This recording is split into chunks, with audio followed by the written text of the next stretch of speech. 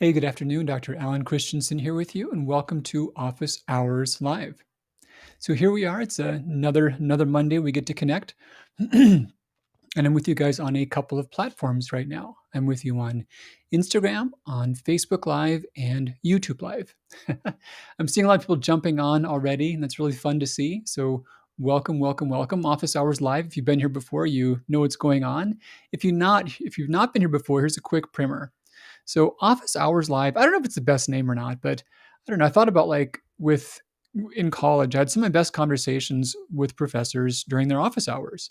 It was cool. They would just give time in which we could hang out and chat and talk through things, and it was great to have that access. So that's what this is. Hi back at you, Kim. I'm seeing a lot of familiars coming back on. Yeah, say hi. Tell me how you're doing. Let me know where you're from. I'm always curious about that. We're seeing people from just all over the world, and it's a really cool thing. There's more awareness and a lot more connectivity in that way.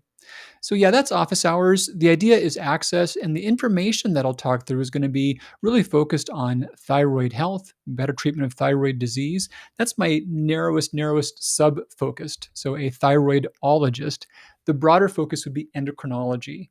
And within that field, metabolism, weight loss, hormone replacement, those sorts of things are all fair game questions. Another quick thought is that detailed questions are better.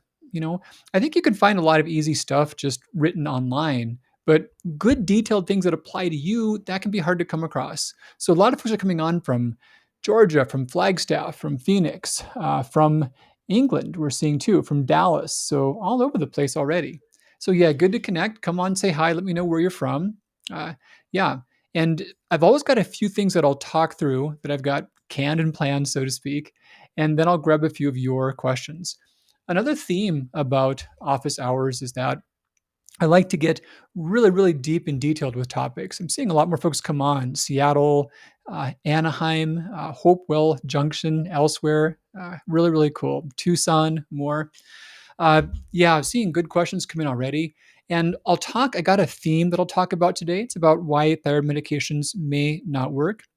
And we'll talk about that, but I'll grab your questions. And again, as much as I can stay on a particular theme, the cool thing about that is we can get deeper and deeper and deeper on it. And that way you'll often get insights you'd really never hear before. So please know that as I'm looking at questions, that's what I'm thinking about too. How can we make it a really detailed conversation? And if you post a question, hang out. I'll probably have follow-up questions for you. You may have heard me say this, but your friends will answer questions, but your real friends will question your questions. They may question your assumptions or the presuppositions behind the questions, or they may have follow-up insights that require more depth for them to get at. Hey, Joanne's here. Good to see you, Joanne. Sunny and 77. Where are you again, Joanne? I can't remember, but 77, that's warmer than here. So I know you're not in the valley. I know you don't live here anyway, but yeah. So planned content for today. I'm seeing yes, go deep. Cool. So please know, and something I've thought too along those lines, if there's something that I've figured out, you guys can figure it out too. There's nothing really unique about knowledge. It can take some depth and some background, but yeah, I always try to make things understandable, but I'm not gonna talk down to people. I'm gonna really share the details and really give some real depth to that. And yeah. So really good questions. I'm seeing more pop up already that I'm just chomping at the bit to get to, but I promise you guys a quick discussion about why medications may not work. So I'll touch on that. And based upon how the interest plays out, I'll spend more or less time on it, and then we'll get going on a bunch of your questions. So welcome. Now, if you guys are with me on Facebook or YouTube Live, you'll see some images. There's no way to show them up on Instagram just yet, but Instagram's cool in a lot of other ways. But I'll always explain them so you won't miss too terribly much. So the question I put out was, why do medications not work? It's just no secret that tons of people are on thyroid medications and the majority don't feel like they're beneficial. And to put some context on those last two statements, so thyroid medications are the most widely prescribed medications ever. Each year they're either number one, or I've seen them go as low as number 3. That's as low as I've seen them go. So these are the most prescribed medications just across the board. Millions and millions of people take these things.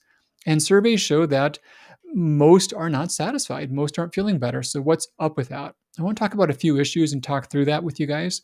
So One point I want to talk through is this idea about optimal levels and how different thyroid levels affect someone's well-being. And you guys have probably heard this discussion before. I want to give it some more context because there's two ways to think about this optimal level discussion.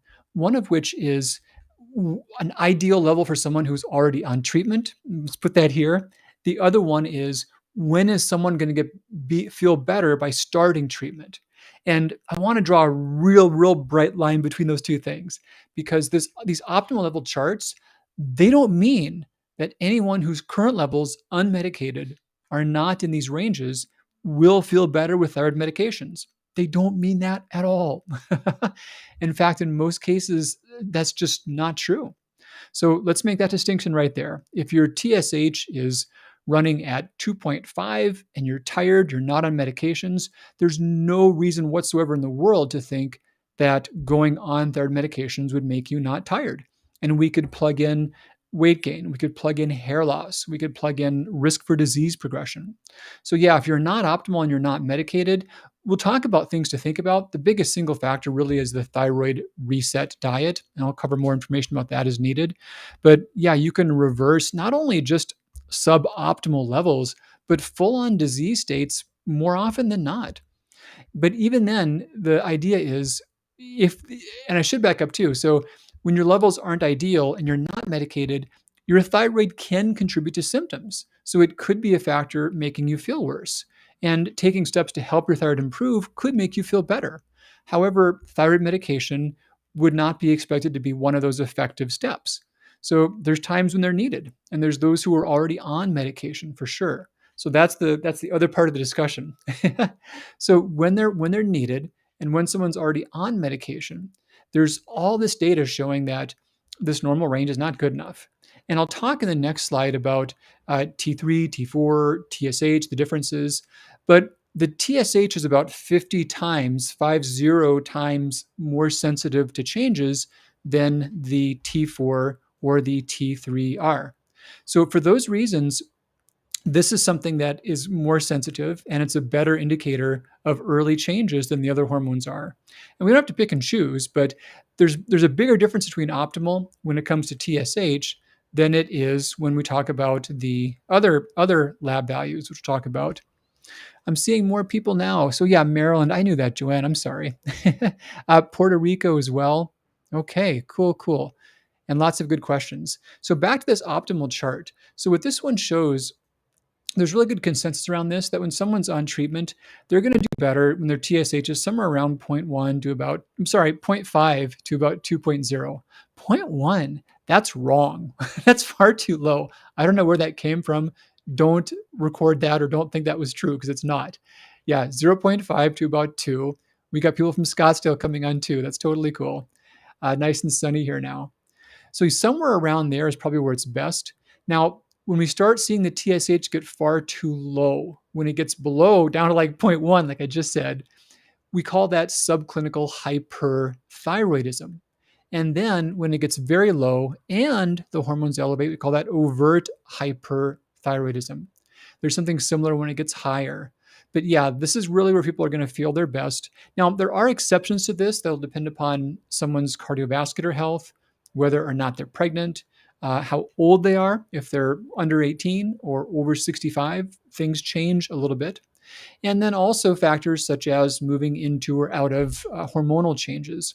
So I'm seeing a quick comment. I want to jump on this one. That's me. Mine is 0.05. So, Phyllis, I don't want you to feel called out, but I do want you to feel that you're getting attention. If you want to put more details around your situation, I'd love to talk about that. But please hang with us and stay tuned because I'm just about to talk about that scenario and why that's relevant, why that's something that can actually cause symptoms that seem like there's too much when there's too little. So we'll come back to that and stay with us, Phyllis. And if you want to put more details, I would love to see those. So I'd love to have a conversation with you about this. This is super important. So then we think about optimal levels just across the board for all the markers. Now, something that happens is that you'll see many of these optimal level charts, and a lot of them take the normal range and say that optimal is in the center of the normal range.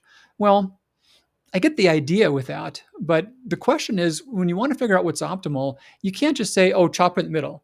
That may or may not be relevant. If you're talking about height, you're talking about basketball players, the median height of a basketball player may not have any relevance to the median height of a non-basketball player, So yeah, what I think about as optimal is really how these scores look in healthy people, and then how these scores look in people that don't develop disease or don't have symptoms, and how they look in people free of thyroid disease. Those are how I think about optimal. And if you think about it in a more empirical way, not just say, here's a simple mathematical rule we should follow for all of them, but say, well, no, what actually happens to healthy people? Then we see different numbers, and we see that there's a lower, tighter range for the TSH, and the ranges for the other hormones are rather broad, and they don't have to be at a certain level. Many saw that optimal TSHs are low, and then they assume that optimal T3, T4 must be high.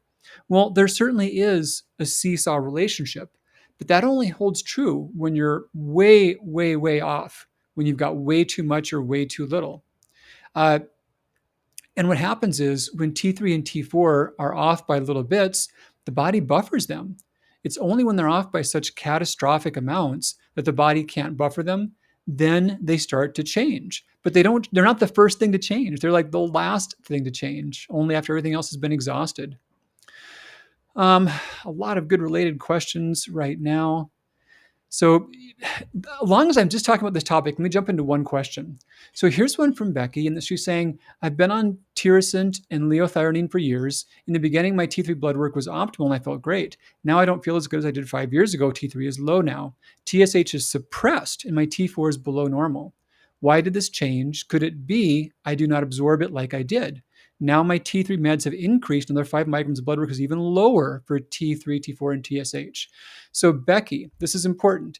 And Phyllis, these things are going to relate here. So hold on, we're going to come and pull it all together. So Becky, your TSH went down and your T3 is now no longer high normal.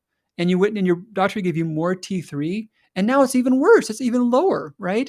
So I don't want to say this disparagingly because doctors should know better. So I'm not saying anything negative about any individuals. This is just about the general medical consensus.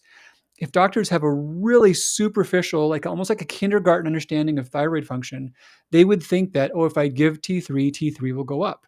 That's logical, but it's just not how the body works. If you give T3, if the body already has enough hormone and you add any hormone on top of that, the first change is the TSH goes down. Now, Becky, let's make this silly. If your doctor gave you 10 times the dose, you would eventually have high levels of T3, but you wouldn't feel better. So at that point, your body could no longer get rid of the extra T3, and finally it would go up. But right now, there's too much, which is evidenced by your TSH being low. And once there's too much, your body fights thyroid hormone. It dumps them out as fast as it can. And it's super common to see a low TSH and a lower T3. And it makes me nuts that doctors look at that and think, I don't know, things are going the exact opposite of what they want. So they try harder and harder and harder. And the problem is, well, it might work sometimes at first, but it doesn't work by lasting. And by work, I mean someone might feel better for a little bit. But after a few weeks, their body gets caught up and says, hey, this is even more too much, and fights it harder. And now whatever benefits they were have completely gone away. And they've got medical risks, which we'll talk about shortly. So Becky, you're absorbing it just fine. If you weren't absorbing it, your TSH would not be suppressed. The doctor just doesn't get the relationship between the TSH and the free hormones. The TSH is first to change. The free hormones are the last to change. And I'm going to pull up another slide that I've got that illustrates this a bit too. I'm going to change my order a little bit here. Yeah, so this one, if you're with me on Facebook or Instagram, you see this slide. Facebook or YouTube, you'll see it. Instagram, I'll get these images up for you guys afterward. So this shows how thyroid levels change after an adjustment. So Becky, in your case, the doctor added the medication, and the TSH we expect goes down. Now, it can only go down so much. It can't get to zero, and yours is close to it already. But the free hormones, if you look at the chart, they can go up, down, or not change at all. And that's quite normal. So yeah, the TSH is just it's 50 times more sensitive than the T3 or T4. So it's the first thing to change. Now, here's the thing. Someone can feel better when their T3 is higher, but that doesn't mean that taking T3 will make them feel better. This is this whole cause and effect. So if we see A and B go together, it's possible that A causes B. It's also possible that B causes A. And it's also possible that C causes A and B. What do I mean by that? Well, umbrellas and rain. If you see rain and umbrellas go together, rain probably causes people to take out their umbrellas. But we couldn't assume that umbrellas cause the rain to come down. But that's what's happened with cause and effect. Some have said, I feel better, my T3 is high. That doesn't mean that taking T3 will make you feel better. It just means that when your body is healthier, you may have a broader range of how you manage those hormones internally. So the answer is not really to force that issue. The answer is more so how to get your body healthier. And that's the underlying message behind the thyroid reset diet and a lot of my other work. So now one more point to take this discussion a little bit further in terms of not feeling well and all these levels. I'm going to go back a little bit about TSH being too low. So here's a study about the mortality of low TSH. This was tracking several million people for many, many years. And even when they didn't have high T3, high T4, low TSH caused more death. We know this. There's like no disputes about this any longer. But think this through. When your body is fighting thyroid hormone, so when the TSH is low, you're fighting thyroid hormone, you can feel like there's too little. You can feel tired. You can gain weight more easily. You can have more hair thinning. It's just like you've got too little, but the cause is having too much, and your body is making itself resistant. So it's really common to those of you all who are in situations like that. I'm scrolling back again to stay on top of some of those. Yeah, Phyllis and Becky. It's really possible to have a TSH low and feel like you're getting too little thyroid hormone. And it doesn't mean that more is the answer. It means that your body needs less. Your body is fighting it. And that's why you can have those types of symptoms. So yeah, Becky, you're absorbing it just fine. But that was the issue. Okay. I'll watch for some follow-up questions. I've probably got plenty of questions here for us to just talk through. I'm just going to briefly mention these other slides that I had up. So in terms of medications not working, here was a large double-blind placebo-controlled crossover study looking at natural thyroid versus T4 only. And the upshot of it was that natural thyroid worked better. It was simply more effective for managing symptoms, even people didn't know they were taking it. One complaint we hear a lot about it is that it's not as stable. Well, actually, it is. It's just as stable. This was a large study tracking people for 3 years, those that were on natural thyroid and those that were on T4 only. And what it saw was that there was no difference in how regular their levels were from one to the other. The whole thing about it being unstable and not easy to use, not regulated well, it's just not true. And this was just evidence of that. I'm just glancing at my slides. I think I covered those main talking points that I had. So yeah, if someone's meds aren't working well, the question is, did they need them? Are they someone to where they would be expected to be a candidate for medications to help? And then if they are, then the thought is, are they at optimal levels? And past that point, then are they on a real full spectrum of T4, T3, and T2? The topic that I've mentioned before, and I'll talk more in depth about in the near future, is about the comorbidities.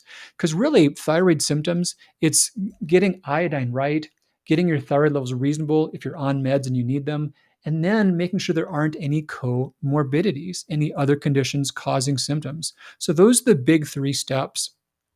And we could talk a lot about any of these, but I want to take a bit more about detailed questions. Let's see. Sherry. So yeah, I'm trying to find things that are related in some way. Sherry, why do doctors say TSH is last to come up when you have Graves, but that's not what I'm hearing now? No, Sherry, with Graves disease, so there's stages of hyperthyroidism. And I'm not going to I've got a good slide on that, but I'm not going to waste your guys' time to find that. So the first stage of hyperthyroidism, and we got to differentiate, there's hyperthyroidism and Graves disease. And Graves disease generally causes hyperthyroidism. Hyperthyroidism is most commonly caused by Graves' disease, but they're different things. So the first stage of hyperthyroidism is the TSH goes below range. That's step 1. Step 2 is that it goes all the way down. Step 3 is the T4 creeps up. And step 4 is the T3 that comes up. So when we reverse that and someone moves out of hyperthyroidism, it's the reverse order. And the last of those steps is the TSH to go back up again. And that's consistent with what I was talking about before. We're talking about going out of stage 4 back to stage 1 and back to normal. So the TSH is the last to come up because it's the most sensitive. Because the T4 and T3 are less sensitive, they change before someone is all the way out of hyperthyroidism. So hopefully that made sense, Sherry. But yeah, it is more sensitive, and it's because it's more sensitive, it's the last to come up. The others look normal before things are already normal. And Sherry, this is kind of interesting. So in about 1970 and 1972, there was 3 massive increases in our understanding of thyroid function. One was that we could measure TSH. 2 was we could assay T3. And 3 was that we learned that most T3 is made outside the thyroid. But the big thing was measuring the TSH. Before then, we adjusted someone's dose based upon their basal metabolic rate and based on their symptoms. And we could also measure T4. So you could take someone that had a healthy T4, you gave them enough medicine to get their basal metabolic rate up to resolve their symptoms, they would feel well. And prior to that time frame, there was probably a higher success rate of managing symptoms. However, there was a catastrophic rate of cardiovascular deaths and early hip fractures. So what happened was a huge percent of people were over medicated, but they had no way of knowing that because the T4 was not as sensitive and the T3 was even less sensitive. They only showed the more severe versions of over medication. So once they got a more sensitive test, they could not kill so many people. The drawback, though, was they assumed that all you needed was T4, and they got too dogmatic about that. So they've talked about this pendulum swing. Way back when, more people who lived were better managed for their symptoms. The next step was fewer people were killed from treatment. And now the next step that we're moving toward is people cannot be killed, but they can also get better management of symptoms. And that's kind of the full cycle that's being moved toward. All right. I'm going to look for some follow-up / and or related questions. So here's one from Kim, TSH 0.11 on Armour thyroid, 60 milligrams, thought of my labs, what I'm currently taking. So of course I can't diagnose and treat, but yeah, TSH being low is just saying that there's too much hormone, just too much thyroid hormone. So Armour thyroid, 60 milligrams. So ballpark math, you guys, about 100 pounds of body weight requires somewhere around 60 milligrams of Armour thyroid, which is the same thing as saying a grain. So if someone weighs, just making up a number, 200 pounds, and they take a 60 milligram dose and they're stable, that means they're making about half of what they need. Now, if someone's taking a 60 milligram dose and they're more than 100 pounds and their scores say they're getting too much, that means they're making a lot of thyroid by themselves, which in the moment is a problem, but it's kind of a cool problem. It means your thyroid is not quit. If you're super, super tiny, like 75 pounds, it could just be too high of a dose. But few adults are that small. So you're getting more than you need, and you probably got a fair amount coming out by yourself. Straightforward thing. The paradox, though, is that with that low TSH, we wouldn't expect to immediately see T3 and T4 get high. They often don't do that until well after the TSH is all the way down. Again, sometimes they even get low at those stages of excess. And it's also not uncommon to see symptoms as if there's too little. Some people get symptoms from that. Now, here's a great follow-up comment. Lily, my TSH is 0.005, but I feel great. So Lillian, thank you so much for saying that. That was the big issue with where things were prior to 1970. People's symptoms didn't differentiate their level of risk. So many people can have their TSH suppressed and they can feel fine. They can feel great. They can have no symptoms. And before we knew to test for that, we didn't know who was at risk for damage and harm from that. So now we can be aware of that. And that's the conundrum, is that symptoms are not a reliable indicator. So it's important for you to feel well. There are times where people seem they only feel well when their TSH is suppressed, and we still want them to feel well, but we also want them to be able to be safe along the way. When that happens, it means there's some other factors that are causing fatigue or whatever the symptoms. And a high dose of thyroid can mask those symptoms. So you can feel better. Here's a silly example. If someone was tired because they were anemic, they could do a big dose of cocaine and not be tired for a while. That doesn't mean that they fix the anemia, and they can't say, I feel good from it, so therefore it's safe for me, right? But the same thing is true for thyroid hormones. You can take a high dose. You may feel well from that. And this is a real issue to where if someone says, hey, look, I understand what my risk is, and I've tried to find every other cause and I can't find any cause, and I'm willing to accept a risk. I know that I may have harm come, I might not, but I will accept that risk. That's their choice. That's totally fine. But I get passionate about this topic because I see far too many doctors in natural medicine who deny the risk. They want to tell people there's no risk whatsoever. That's dishonest. It's tempting to believe that in those cases because someone says, hey, I feel better. Why couldn't it be safe? That would be great. I wish that were true, but wishing it doesn't make it true. So, yeah. Follow-up question. I'm looking at some follow-up questions here, related ones. Becky, could I be on too high of a dose of T4 along with T3? So Becky, yeah, somewhere along the way you're getting too much. And again, the free hormones don't really reflect your hormone status until they're at the extremes. So in those cases, we think really just about ratios. And humans do best with somewhere between about 4 to 10 parts of T4 to every part of T3. Natural thyroid has about 4 parts. The body releases about between 80 to 90% T4, so between 1 to 5 parts of T3. It can fluctuate. And then in our bloodstream, we've got about 3.8 parts of T4 to every part of T3. So somewhere around there, that 10 to 1 to 4 to 1 is reasonable and safe. There's those that feel better without any T3, that feel better with just some T4. But many people feel better with some T3, and that's fine. We don't really base how much they take on their T3 blood levels because they're not sensitive unless you get way too much or way too little. We base that more so upon their symptoms and then still keeping them safe. So if they're in a safe range overall and their symptoms are resolved well, that's great. That's all fine. But you wouldn't really look at your blood levels and say, oh, because of this number or that number, you need different proportions of T3 and T4. That's also kind of that kindergarten understanding of thyroid hormones I talked about that I wish doctors didn't have. Melinda, nice haircut, Dr. C. Thank you so much, Melinda. If you only knew how much time I spend on this. Truth be told, you guys. So I'm getting into swimming. I've been a runner forever, always be a runner, but running doesn't love me like I love it. I can't train as often as I'd like to train. I was doing like 6 to 10 runs per week for quite some time. And I feel like an idiot for not figuring it out sooner, but I get injured at that. I can actually do pretty well on 4 runs per week, 3 or 4 runs per week. I can actually do a good marathon based on that. So that's what I'm going to do. But I need more exercise than that. I got to do something more often or I go stir crazy. So I'm picking up swimming as a way to have more workouts with rest from my legs. And not that long before I was here, I just jumped out of the shower, came back from the pool and cleaned up. And yeah, it's cool being a guy with short hair. You ladies, I know what you go through. I see my lovely wife, Karen, and I feel for you, but I got to say, it's a lot of fun to be a guy with short hair. You can go from one time a friend and I came back, we were going to some kind of a fancy event. I forgot what it was. And we were out goofing around in the desert all day. And we timed ourselves. I think it was like 9 minutes from like trail dust and like boots and stuff to tuxes and ready to go out. I'm not kidding. It was like 10 minutes. It's fun to be a short-haired guy. Thank you for that. Okay. Related comments. Let's see. Here's a cool one that's very relevant for our audience here. And Jennifer, how closely related are a woman's hormonal changes and their thyroid function?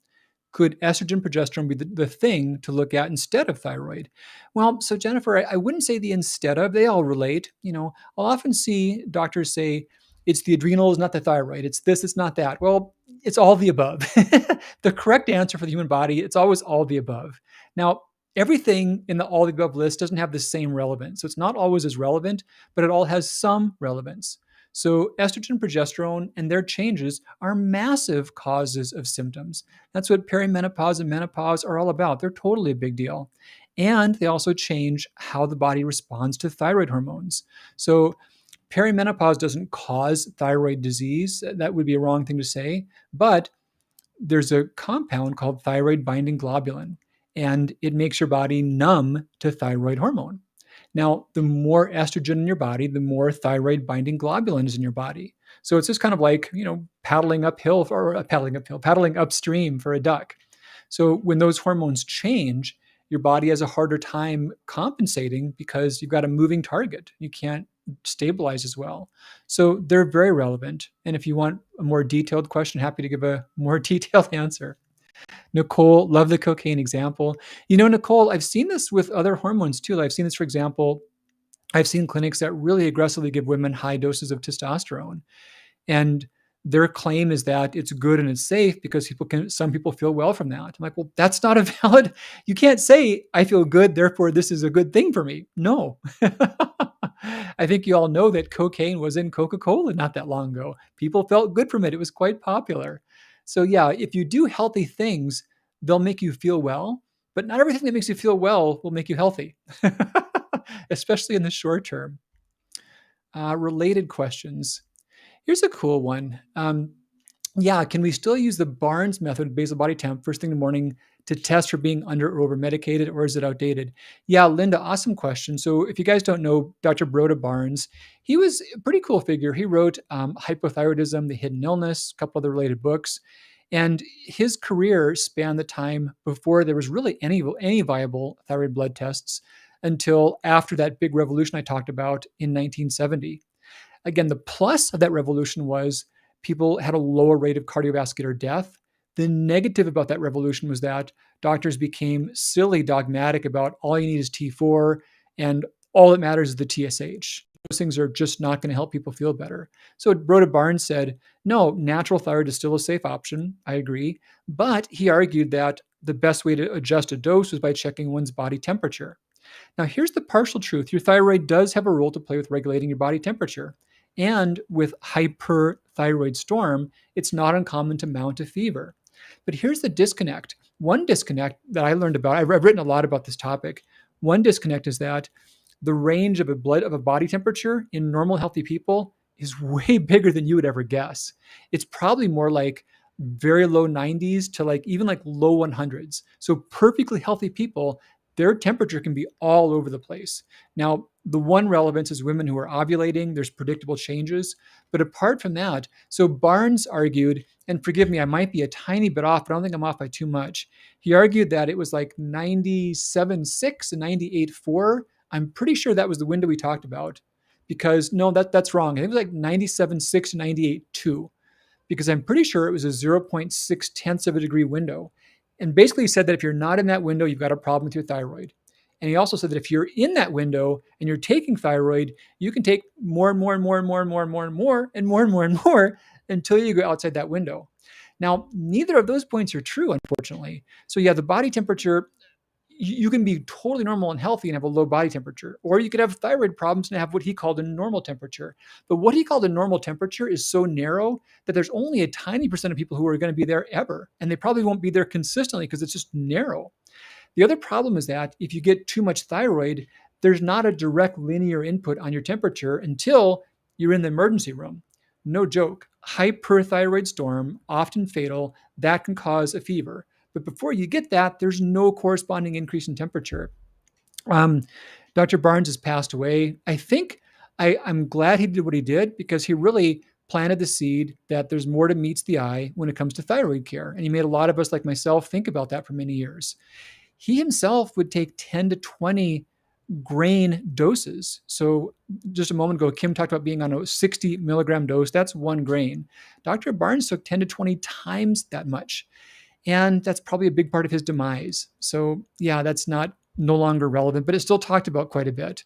And that's why I'm here, because these things are important. The mistakes can be fatal, but they're safe solutions. And I just want to share them with y'all. Okay, let's grab a couple over here on Instagram, get 1 or 2 more. I can get a couple more questions still. Let's see. Okay, so this is a great one. This is from a health coach here with us. Happy to have other health practitioners. If thyroglobulin antibodies are basically low, is that enough to conclude there is no chance of thyroid autoimmune? Is there any need to measure thyroid peroxidase? Yeah, awesome question. Looks like Shida? I'm not sure if I got that right. I'm sorry.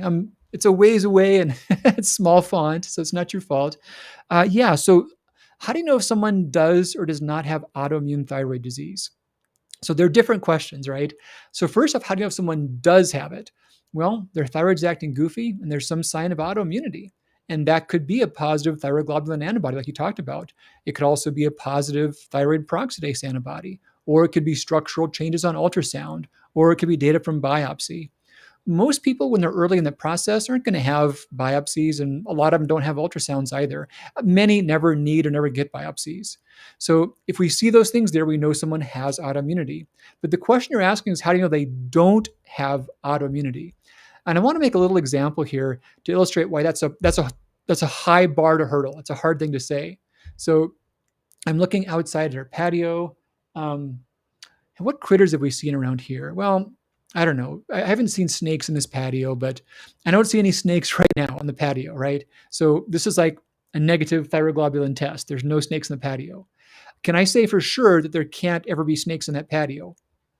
Of course not. I might turn away and there's a snake there the moment I'm not looking.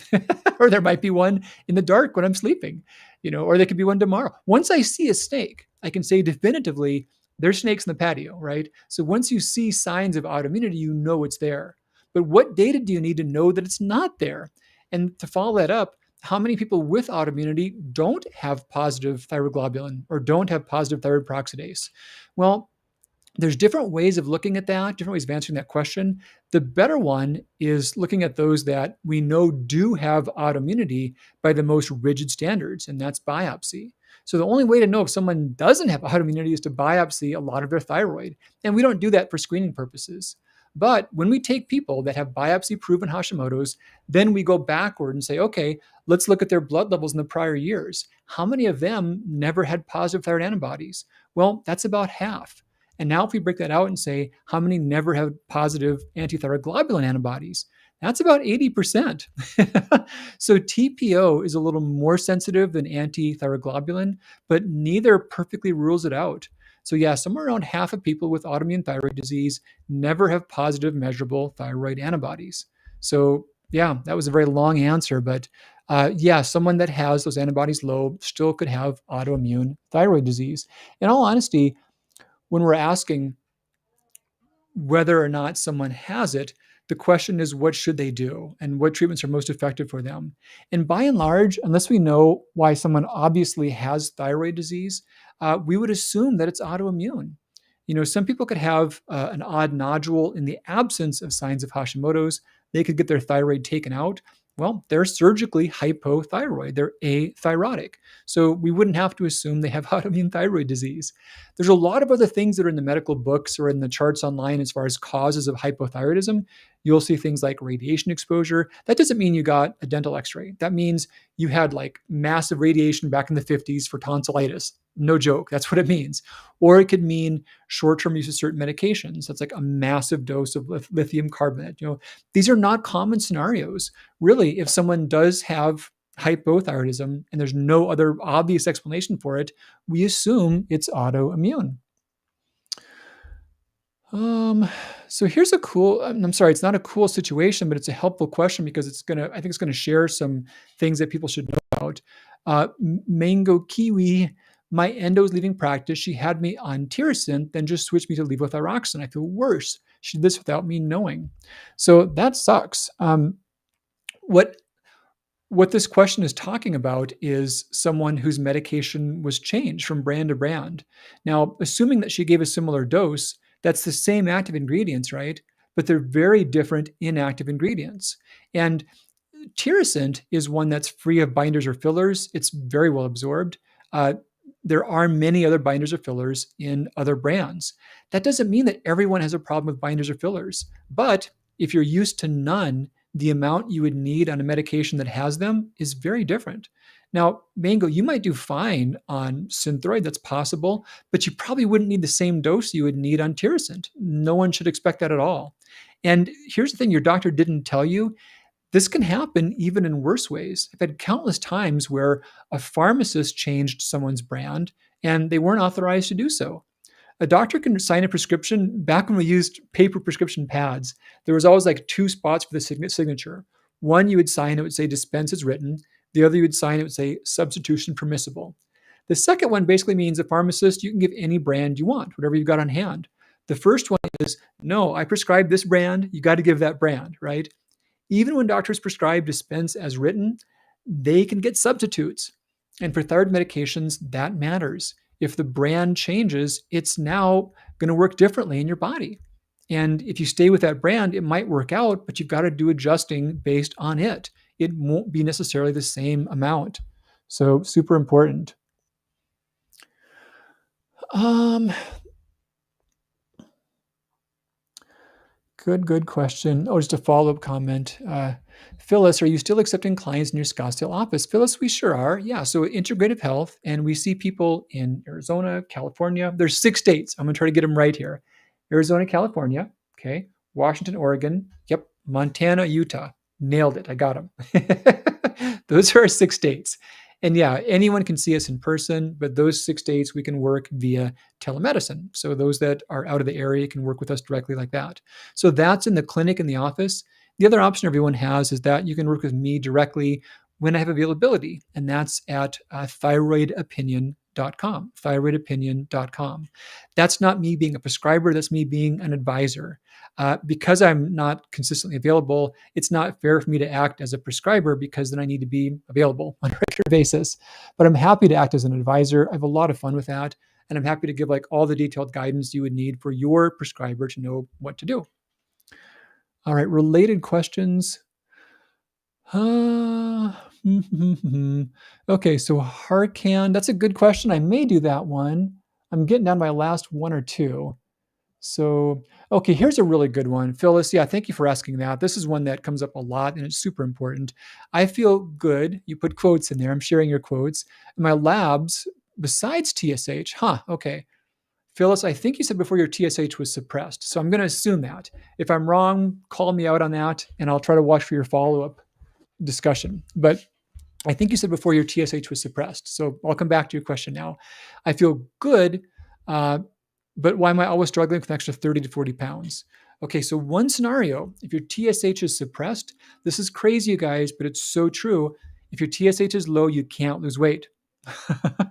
Here's why. So you need TSH for a process called lipolysis. So the breakdown of fat cells and the release of triglyceride from fat cell into bloodstream.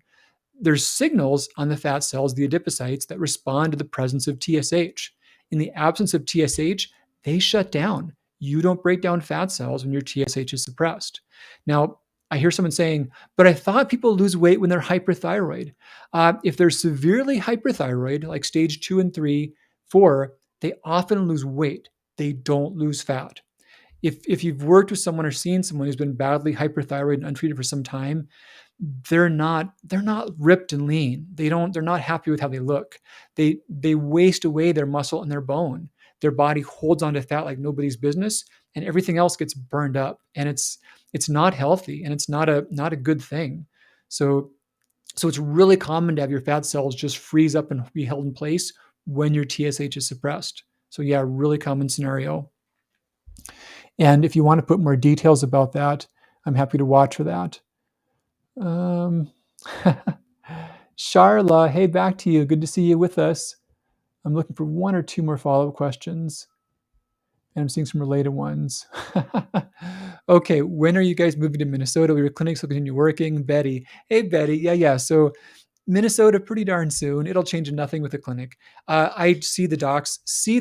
I go there regularly enough, but we'll do a lot of that stuff via Zoom. I'm going to come down at least quarterly and hang out with the team and talk through, but I'll still see them like weekly for Zoom sessions for case reviews and whatnot. But that'll change nothing as far as what was on there. And they'll change nothing as far as what I'm up to for my opinions. My thyroid opinions, they did get booked out pretty fast. And I did just open a few dates up this month. I think there's still maybe some time on the 17th and 24th, but other than that, they're booked up for the next several months. And yep, we'll do that in Minnesota. I'm excited to get back up there. You know, it's a funny thing. I was born and raised there, and I came down here for medical school, and I thought it would go back up right away, but you know, I fell in love with Kieran, and we got married, and it's been great. So I'm really happy here, and I enjoy it here. But my folks are really, really old, like late 80s. Actually, in June, they're going to have their 70th anniversary. And Dad and I have a deal. He's still going to be alive for that. He's not allowed to check out before then. What he does after that is up to him. But between now and then, he's got to hang out. So yeah, I want to be available for them and just be able to check in, help out. I've been going back and forth a lot to do that. But they need me. They were there for me. They adopted me, and my my mom wasn't my birth mom couldn't have taken care of me. She had a lot of things working against her, but my folks did, and they're my parents, and I've always loved them so much. So this is just the only right thing to be available for them now that they need me. So I'm heading back up, and I'm also just happy to be back in the woods and back at the lake. So okay, enough of that. Okay, so Chris, here's a really good related question. I want to follow up on this one about the one I asked her before about can't lose weight without low TSH. Should weight regulate when on a correct dosage of T4 and T3? Thank you, Chris. So if your TSH is not suppressed, if you're on the right amount, now, yes, you can gain weight from your thyroid being off. Totally true. And if this were a fair world, if this were a logical world, once your thyroid levels came back to normal, the weight would disappear. So what have I got here for props? I've got chapstick. So if this was my magic wand, you guys, I would totally make that happen. I would make it to where once thyroid got healthy, all the weight would vanish. I don't see that happen that much for people. I would guess that over the years, someone comes in and sees me and says, hey, I was at a good weight. All of a sudden my weight shot up. Doctor found out my thyroid was off, and that was the culprit. It can be the culprit. But then correcting the thyroid, how often does their weight just reverse spontaneously? 15% of the time, maybe 20% of the time. For most people, it's pretty much impossible to lose weight until your thyroid is corrected. But once your thyroid is corrected, that doesn't mean you automatically lose weight. It's still something that takes some dedicated effort. Chris, I don't know how familiar with my work you are, but the metabolism reset diet is still, I feel pretty good about that as far as my best answer to how can I lose weight when nothing works. So yeah, metabolism reset diet, take a good look at that. And having your thyroid regulated will make all that work better for you. And if you're someone to where fixing your thyroid did make you lose weight, that's cool. And that does happen to some people. But my experience is that you're the lucky one that most don't experience that. Most find that when their thyroid's back in shape, then they can do the metabolism reset. They can have things work. But even then, what I've explained, why I wrote that book is because when you gain weight from your thyroid, you can't lose it as easy as you could otherwise. It's not the same thing as just gaining weight for no reason and then just doing basic stuff and having it disappear. So it often does take more dedicated efforts toward that. So yeah, I'd love any follow-up questions on that. I've got so many good questions here, you guys. It breaks my heart I can't do every single one of them. Let's see. I'm picking and choosing.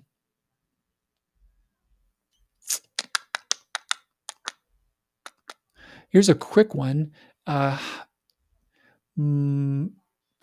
progesterone is hydroxyl propyl methyl cellulose as a filler. Does that contain iodine?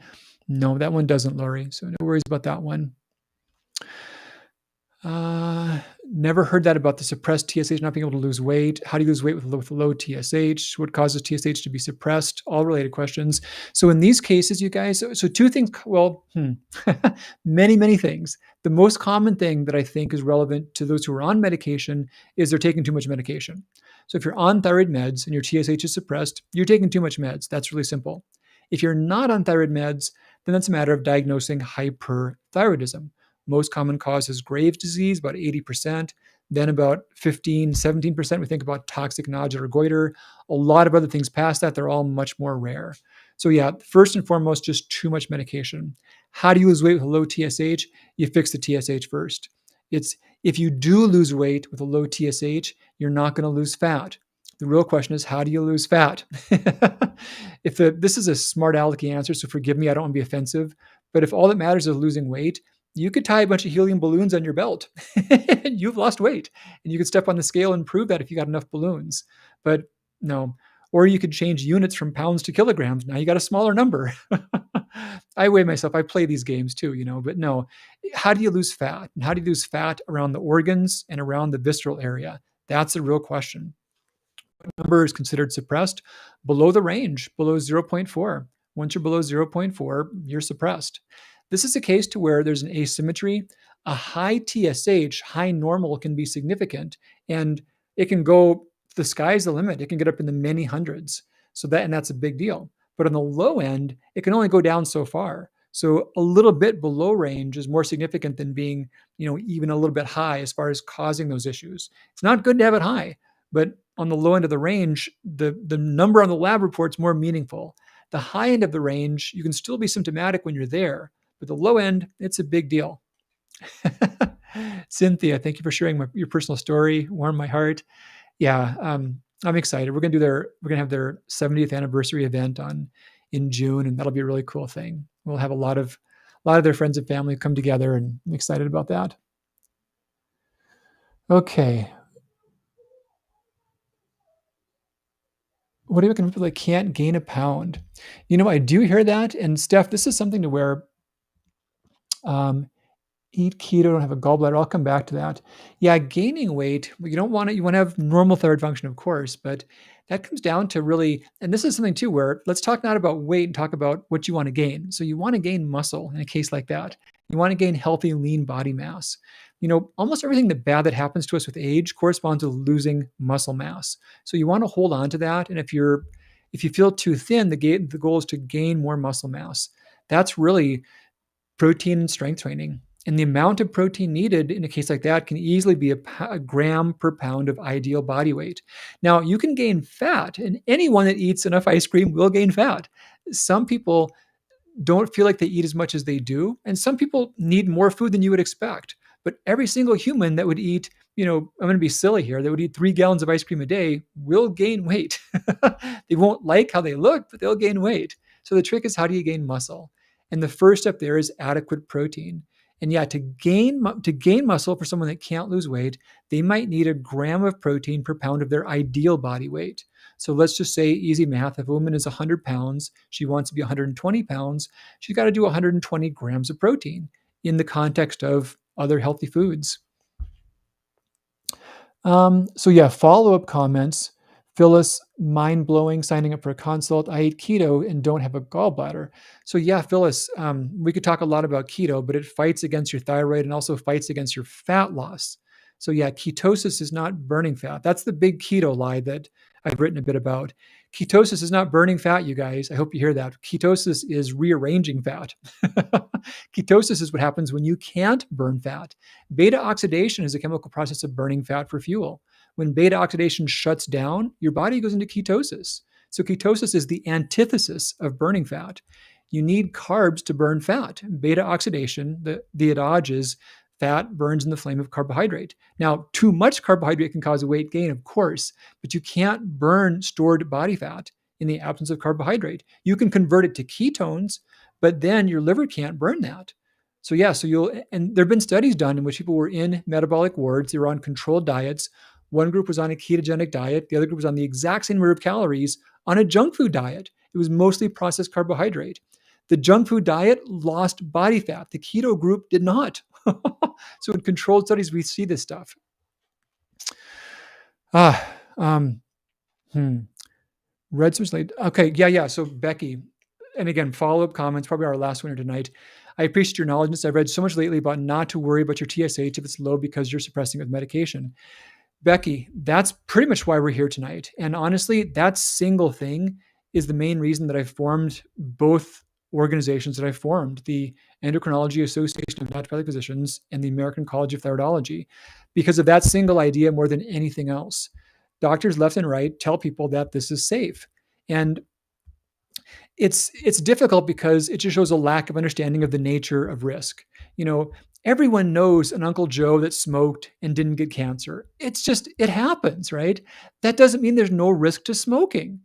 And it just baffles me that doctors don't understand how bad their logic is. They'll say, oh, but I've seen all these patients and they've been fine. That doesn't mean there's no risk. That just means you don't get out enough. It means you didn't see enough people for long enough years and keep track of them very well. That's all it means. Yeah, there's no number of cases of Uncle Joes that smoked and didn't get sick you can point to that refute the fact that more people who smoke have health problems than those who don't. And I shared a slide a bit ago. I can pop this back up quickly. This was 1 million people for many, many years, and they were medicated. They were on slight excess amounts. They were not on catastrophic. They didn't have high T3, high T4, and they had clear increases in mortality, and it was totally proportionate. We see higher mortality.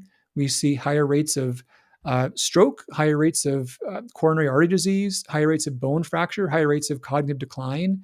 So yeah, And the more people that say it, the more people who say it feel like they have grounds to say it. But none of them really dug deep and had any comments about the fact that there's studies showing there's risks, right? And yeah, you can have someone that doesn't have a bad thing happen, but they're still at risk. Yeah. And and I honor the goal of wanting people to feel better. I totally respect that. But people need to be treated honestly. They need to be told, hey, look, if you only feel well when your TSH is low, let's talk about that. Maybe we can find some other way why that's happening. Maybe we can find a way to have you safe and feeling good. Let's do that. Or if not, at least know that you do have some risks. And let's do what we can to manage those risks. We can't make them all go away, but let's try to manage those risks. Okay, last one for the night. This is from one of our friends on YouTube, from Karen. Diabetes or Hashimoto, which should I focus on more? So here's the cool thing, Karen, you don't have to choose. What I would encourage is, Karen, jump on the metabolism reset diet and look at the food list from the thyroid reset diet. You can do both of those at once. Now, I don't know, I can't talk about your condition because I don't know it. I'm not your doctor, but the metabolism reset diet was based on a program that was made for reversing diabetes. And we've seen countless people in our clinic that would reverse diabetes in 6 weeks by following those guidelines. So the protocol is 4 weeks, but it's 6 weeks to get an accurate retest. But yeah, you can do those guidelines. You can do really well to reverse or improve diabetes. And you can do those guidelines by easily eating the foods that adhere to the thyroid reset diet. Almost all the foods in the metabolism reset diet already fit. There's just a couple things to work around. There's some types of seafood, and there's egg yolks, and there's some dairy foods. And then also being specific about your salt. So really, the metabolism reset diet plus some basic steps, you can totally do both at once, get a 2-for-1, and come back and tell us how you do from that. All right, have a good evening. Good to see everybody tonight. I look forward to seeing you all again next week and soon from Minnesota. All right, take good care. Bye-bye.